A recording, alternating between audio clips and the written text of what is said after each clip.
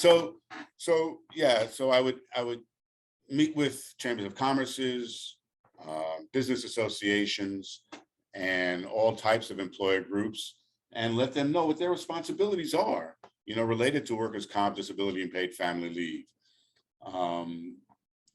Also, when I'm out in the field, I listen to what you folks are saying, and I report directly to the chair of the board. And so if I hear something that I feel is detrimental to businesses out there that we're doing, I bring that back, and hopefully systemic changes can be made based on that. Next slide, please. So let's start from the beginning. What is workers' comp insurance? Well, it's an insurance in New York State that's mandated for businesses, and it covers on-the-job accidents, injuries, and illnesses. It provides medical treatment for those injuries or illnesses or accidents, and it provides a wage replacement for the period of time that the employee is out of work. It protects the employer as well, because in almost all cases, the employer doesn't have to hire an attorney to defend itself in court, because the injured worker is not going to sue because they're being taken care of. Their injury, their medical benefits are being taken care of, their lost wages are being taken care of. And so there's no need, the insurance is covering it. Next slide, please.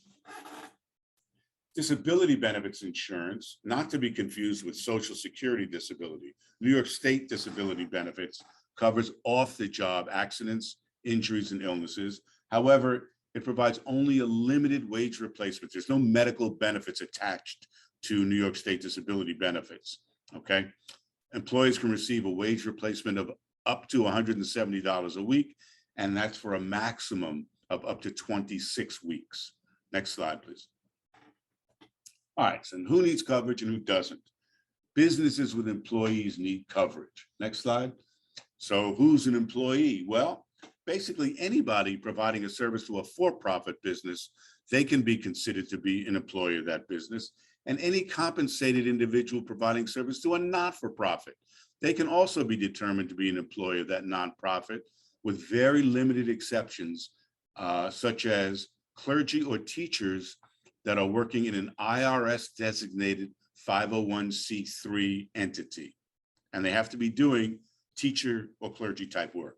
If they're working for that 501c3 in the wintertime, and when they're not doing the teaching, they're plowing the parking lot, they need to be covered. But as a teacher or clergy in a 501c3, they do not have to be covered.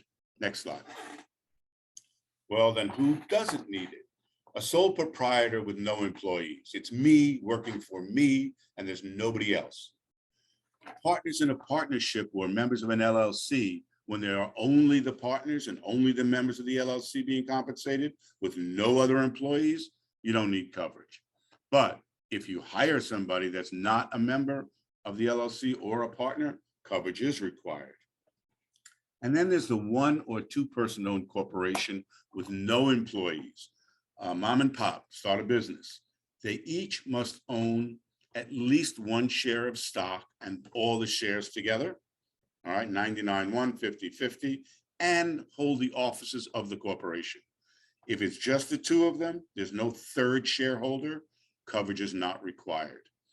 Many times people call my office because they find themselves in trouble. They do the two-person husband and wife corporation. They have no other employees, and through their business, they acquire health insurance, and they decide to put their child on the payroll so that they can get their child covered by that health insurance. Coverage is then required, okay? Two-person corporation, hold all the offices of the corporation, and no third person. Next slide, please. All right, so we know who needs it, who doesn't need it, pretty much. So how do you get the insurance and how much does it cost? Well, workers' compensation insurance, you purchase from a licensed New York State insurance carrier. There are about 250 of them in New York State. And there's also the New York State Insurance Fund, which is a New York State agency that sells workers' compensation, disability, and paid family leave insurance. You can contact a private carrier like Farmers or Zurich, Hartford, and tell them what you do, and they do not have to write your policy. They may say, we don't want to write. The New York State Insurance Fund has to write it unless you owe them money. If you owe them money, they're not going to write it until you pay the bill from a previous engagement that you might have had with them. So the cost of the insurance is an estimated, it's called a premium, and it's an estimated premium, as opposed to car insurance, where you know you're going to pay X amount for the year. Workers' comp insurance is estimated. When you call the carrier, they're going to ask you, A, what is it you do? They're going to want to see how hazardous it is. They're going to apply a classification code to it. That class code has a dollar amount affixed to it. And that class code is then applied to each $100 of your payroll. So the size of your payroll is also important. How safely you operate the business is critical. The safer you operate, the least expensive your workers' comp is going to be. So going back to the class code, let's say you do only clerical work. All right, so that's not very hazardous. Maybe it's 30 cents per $100 of payroll, as opposed to construction work, which could be $35 per $100 of payroll. All right. At the end of a year, 6 months or a year, your insurance carrier is going to audit your books. They're going to see if what you said was correct. All right. They can audit. They're going to see, did you have more employees, less employees? Did you do more business, less business? Did you have any accidents? And at that point, they'll adjust the cost of your premium. Either it'll stay the same or go up or go down. You'll either get money back or ask to be paid more, or it'll stay the same. And so when it is audit time, it is imperative that whoever does the audit for your business is 100% knowledgeable about your business and gives all the correct answers to the auditor. All right. So that's very, very important. Next slide, please. Some specific coverage issues. We went through the sole proprietors, independent contractors, I'll get to in a moment, family members.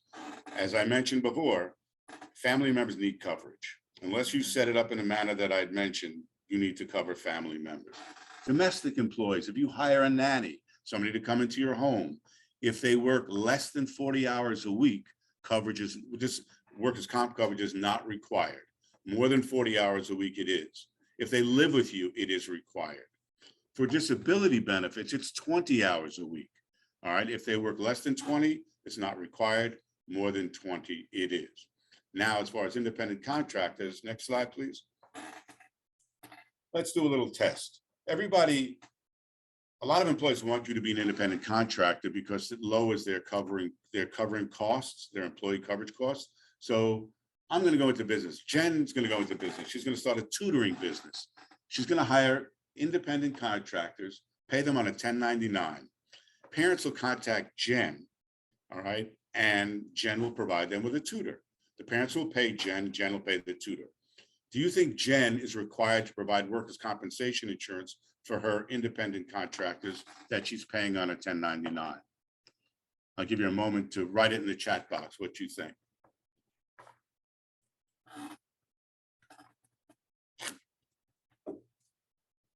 Well, I don't see the chat box. Does anybody have any answers? We had one from Kim says no, they are teachers. Beth Gelazzo says yes. Okay, the answer is coverage is required. They're not teachers in a school. These are people that are in a for-profit business that are teaching.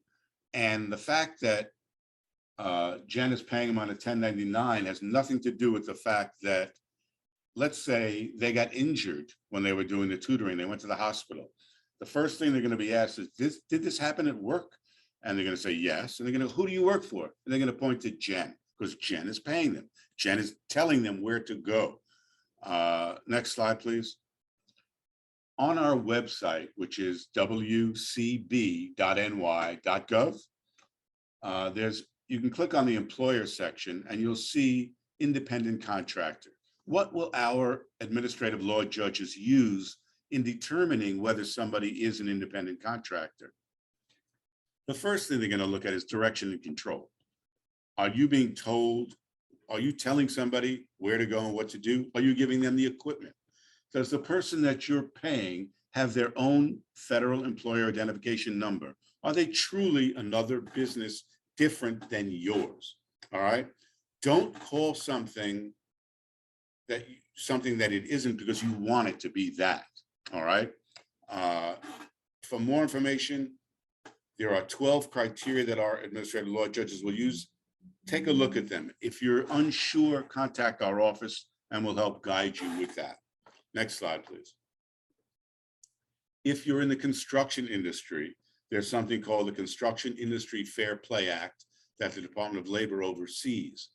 If you are in that construction business, I implore you to look at their website and make sure that you're in compliance, because the worst thing that can happen is for you to be an uninsured employer, where you are personally responsible for the medical treatment and lost wages of that individual that was injured because you didn't have the insurance, and in addition to the fines that would follow. Next slide, please. General contractors are responsible for the claims of any uninsured sub. All right, next slide. So what that means is if I'm a general contractor, I'm going to ask you, if you're coming to me as a sub, for a certificate of insurance of your workers' comp insurance that I can see that you have comp. All right, I'm going to ask that you make me a certificate holder so that should that policy lapse, I will be notified.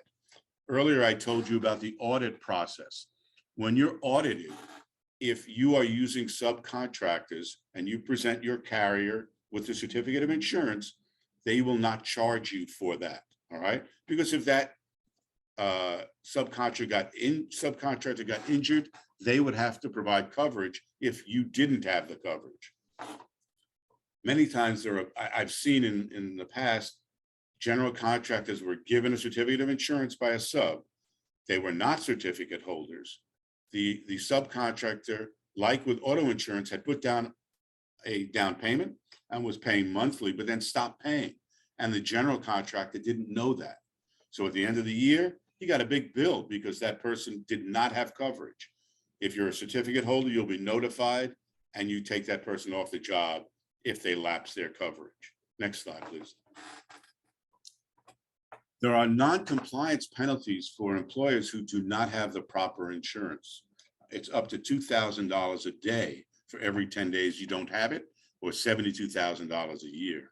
If you have up to 5 employees, it's a misdemeanor with an additional up to maximum $5,000 more penalty, and more than 5 employees is actually a Class C felony. And there's a lot more, up to a $50,000 additional penalties, and it's actual jail time. Misclassification is mentioned here. That's the same as being uninsured. So what's misclass?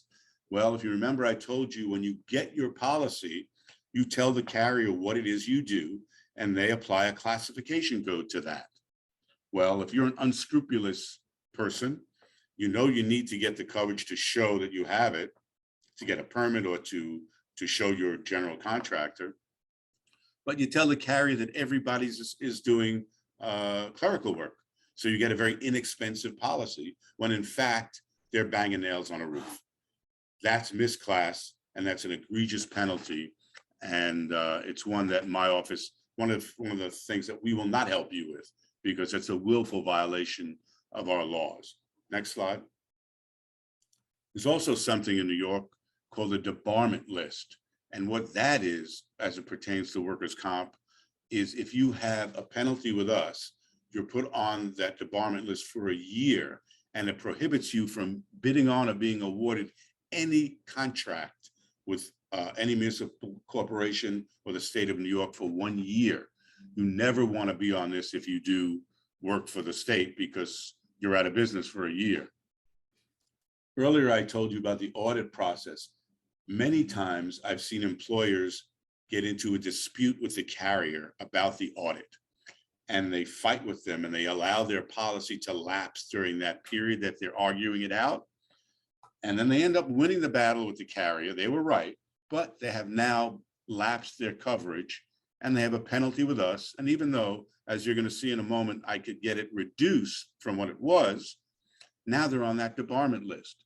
So I would tell you that if you are in a dispute with your carrier, pay the amount. If you're correct, you're going to get it back. If you're wrong, you should have paid it. But either way, you will not lapse and you will not be on this debarment list. Next slide, please. There is an appeal process for those employers that get a penalty with us. The goal of the board is not to collect penalties from employers. The goal of the board is to make sure that employers have this coverage in place so that injured workers are cared for and that business owners have a level business playing field. Everybody's paying the same, all right? So should you get a penalty and contact my office, I'll give you an example. Somebody hires a nanny and they have the nanny for a year. They didn't know they needed workers' comp. They actually got the nanny a health insurance policy. They paid her on the books. They did everything proper, but we ended up finding out about it and we send them a letter after a year, which now says you owe us $72,000 for not having coverage for this nanny. You call my office, I'm going to say, do you still have the nanny? You'll say, yes. I'll say, do you have the proper coverage? You go, yeah, we got it as soon as we found out we needed it. And I would tell you to just shoot me an email. Let me know that you have coverage for the nanny in place now and attach the declaration page of your workers' comp policy, which shows me what your annual premium is for that nanny. The premium for a nanny is about $400 a year. So the penalty that we would give, which would be the highest penalty, instead of $72,000 would be 4 times the premium for the period of lapse. 4 times 400 for the year, $1,600. That's what the penalty would be. So if you know somebody that has a penalty, have them contact our office. Don't stick your head in the sand. It's not going to go away, but it certainly can be reduced to a fraction of what it was. And this way you would be in compliance as well. Next slide, please. To control the cost of your workers' comp, make sure you're in the correct class code. You can always check with the Compensation Insurance Rating Board and tell them what you do, and they will tell you the proper class code. If you think you're in the wrong one, you can dispute it with your carrier. If they deny your dispute, you can go to the rating board, the Compensation Rating Board, and they will designate the proper class code. If you have a claim, stay in touch with your carrier. Work with them. Make sure that your employee is getting the best possible treatment and getting back to work as soon as possible. And then really important is to operate safely. Next slide, please. One thing I did when I was in the hotel business was I created a labor management committee, all right? I got equal members from management and labor, and we had somebody become the chair, we rotated it, and we met monthly. Next slide. And what we did was we walked the property. We went into the kitchen, we went into housekeeping, we went to the golf course, and meet with the people that do the job day to day.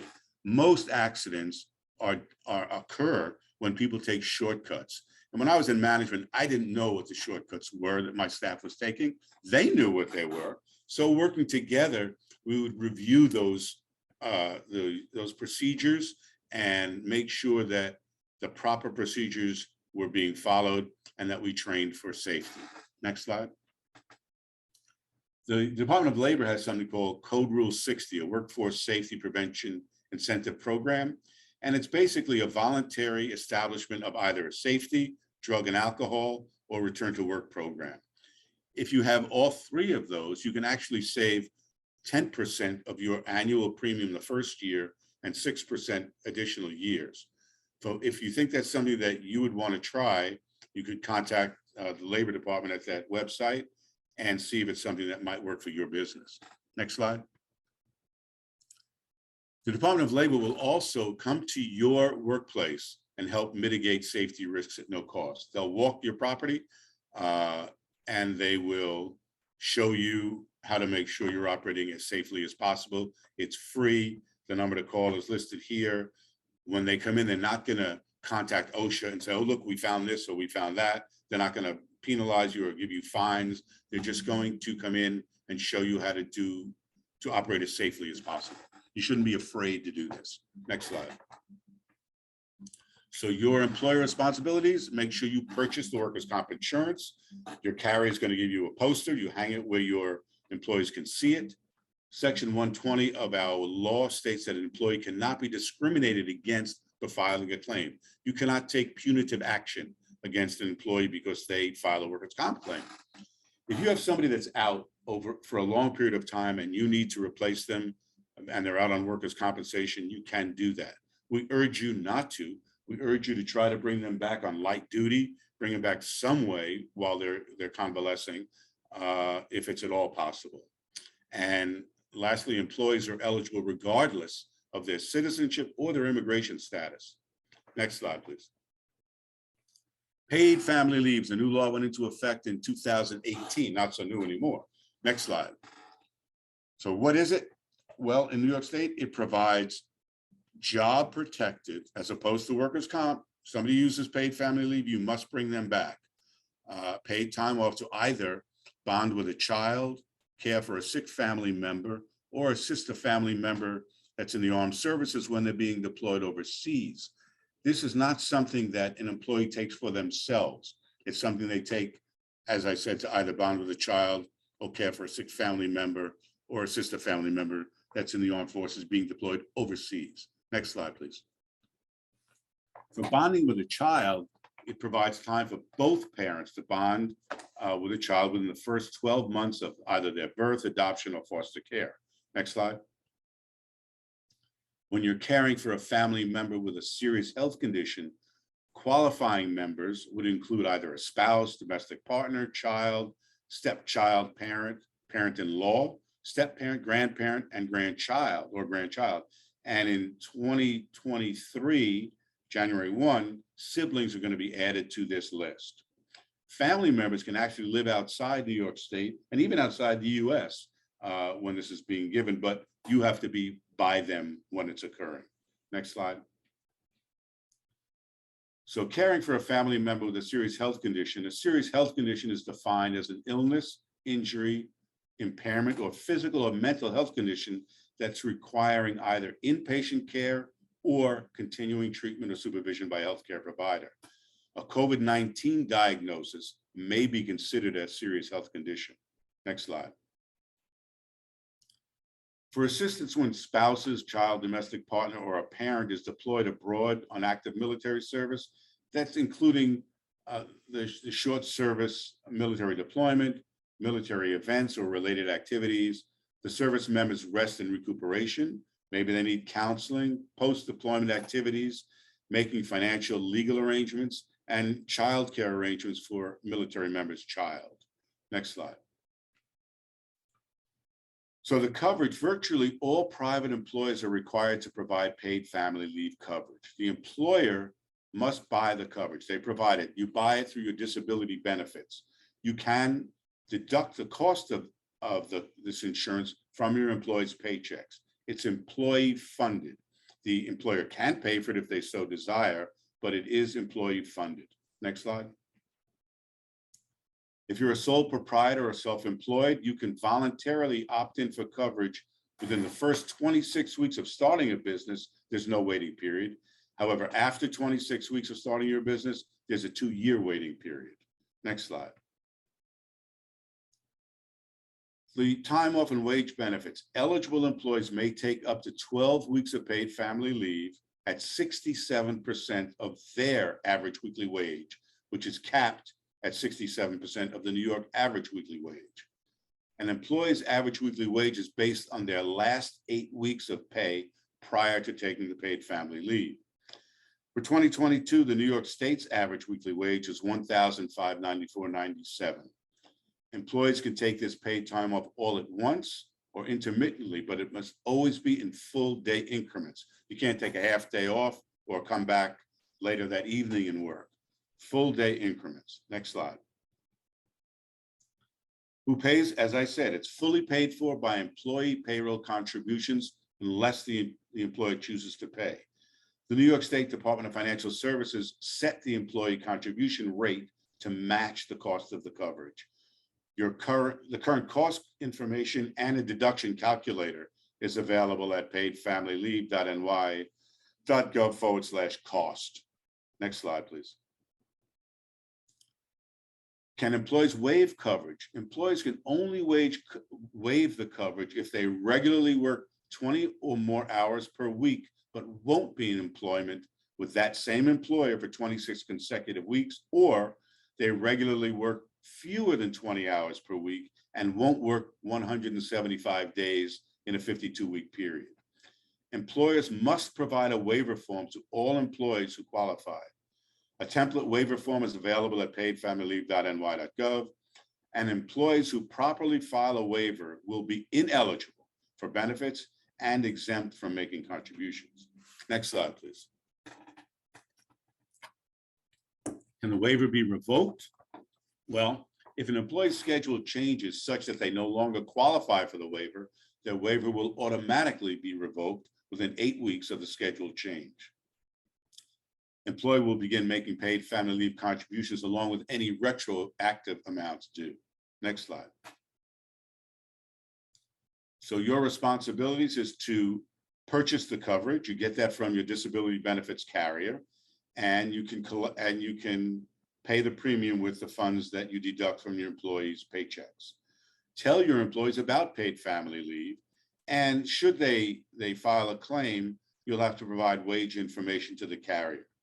I would visit the employer section of paidfamilyleave.ny.gov for all the questions you might have. They have a great website. Next slide.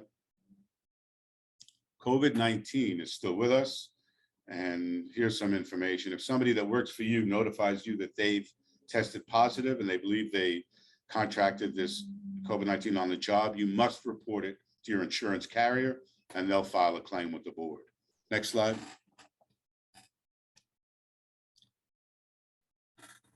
COVID-19 quarantine leave provides workers with job protection and financial compensation when they or their minor dependent child are subject to a mandatory or precautionary order of quarantine or isolation. Most employees are going to get that financial compensation by using a combination of benefits, which may include employer-provided paid sick leave, and it depends on the size of the employer, paid family leave, and disability benefits. Next slide. Your role in implementing this COVID-19 leave is basically the same as it will be, as it was for paid family leave overall. There are some new forms to fill out. Visit paidfamilyleave.ny.gov/COVID-19 for full details. Next slide. So for the leave, most employees with 10 or fewer employees and a business net annual income of less than $1 million, their employees can use a combination of paid family leave and disability benefits. After receiving their full paid family leave benefit of up to $840.70, employees will receive disability benefits to match their full wages up to a maximum weekly disability benefit of $2,043.92 for a total of $2,884.62 per week. There is no benefit, there's no waiting period for either benefit, and employees will have job protection for the duration of the quarantine. Next slide. For most employees with 11 to 99 employees and smaller employees, 1 to 10 employees with a business net annual income greater than $1 million, you're required to provide at least 5 days of COVID-19 paid sick leave. After that, employees can use a combination of paid family leave and disability benefits. After receiving their full paid family leave benefit of up to $840.70 weekly, the employees will receive disability benefits to match their full wages up to a maximum weekly disability benefit of $2,043.92 for a total of $2,884.62 per week. And again, there's no waiting period for either benefit, and employees will have job protection for the duration of that quarantine. Next slide. For most employees with 100 or more employees, as well as all public employers, you are required to provide at least 14 days of COVID-19 paid sick leave for a COVID-19 related quarantine, which should cover the period of mandatory or the precautionary order of quarantine or isolation. And employees, again, will have job protection for the duration of the quarantine. Next slide. For more information on paid family leave and any question you might have, there's the helpline and the website. It's a great website. It's got all the questions, the FAQs you can imagine. and I suggest you go to that. Next slide. Here at the Workers' Comp Board, we're very happy. We have a new claim system we're putting together, and it's actually in phase 3 now. And basically what it does, it's real-time access to the claim status, and all the players in the system have real-time access. So what it does is it gets the injured worker the care that they need real quickly and gets them back to work to you as quick as possible, which is what everybody wants. To stay informed, you can go to wcb.ny.gov/onboard. Next slide. If you want to follow us on social media, here's how you do it. And next slide. From my office, the Advocate for Business office, this is my direct telephone at my desk, 518-486-3331, my email, my office email. And if you take nothing out of today's presentation, know that my office exists. So we're here to help you. And at this point, I guess we can take any questions.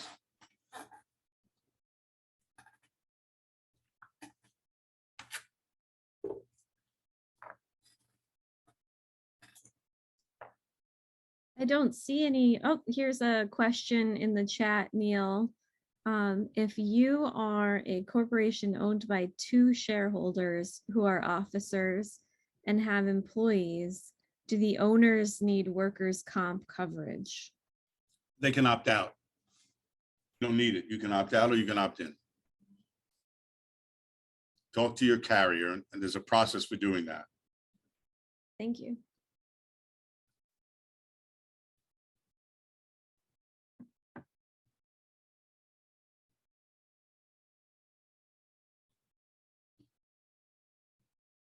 Any other questions?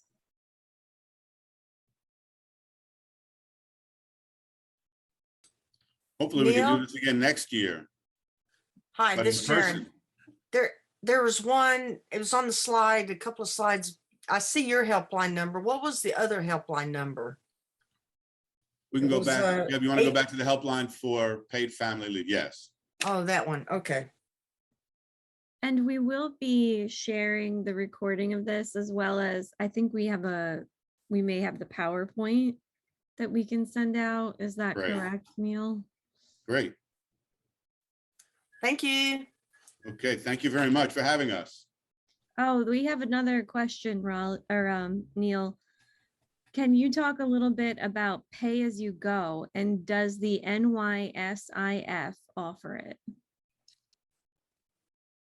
Pay as you go would mean you put down a down payment, and then depending upon your payroll, you would pay the carrier a fee. And I would check with each individual carrier. I'm not familiar with what carriers do that. I think most of them do. So I would just check with the carrier. I would also caution you, there are payroll companies out there like ADP. Just make sure that you have the coverage in place. A lot of times people think ADP is getting them the coverage when in fact they don't sometimes. It depends on the individual entity. So just make sure you have the coverage in place. Thank you. All right, any other questions? Going once, twice. Okay, it looks like we're ready to wrap up. If anything does come to mind, there's, the helpline number there. And we will be sending out the recording of this as well as the PowerPoint, so you can refer back to that. And But certainly thank call you. my office. Yeah, and thank you so much, Neil. This was a great presentation, very Thank you. informative. Thank you. Thanks for having us. All right, have a good day, everybody. Bye-bye now. Bye.